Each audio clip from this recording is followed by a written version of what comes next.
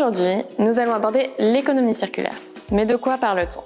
Du fait de nos modes de production et de consommation, l'exploitation en matières premières a fortement augmenté au cours des dernières décennies. D'après une étude de l'OCDE, cette consommation pourrait même doubler d'ici 2060. Le modèle de consommation linéaire, dominant jusqu'à présent, consiste à extraire les matières premières, fabriquer, transformer, utiliser, puis jeter. On observe ainsi en parallèle une forte augmentation du volume de déchets générés. La planète Terre a une capacité de régénération limitée et nous consommons aujourd'hui plus qu'elle n'est capable de produire.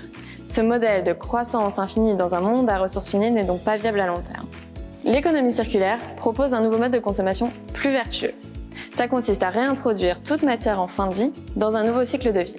On parlera de réutilisation, de recyclage, de valorisation énergétique en fonction de la typologie du déchet alors requalifié.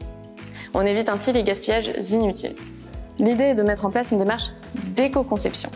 On cherchera à évaluer dès la conception du produit ou du service l'ensemble des impacts qu'il génère et ce à chacune des étapes de son cycle de vie.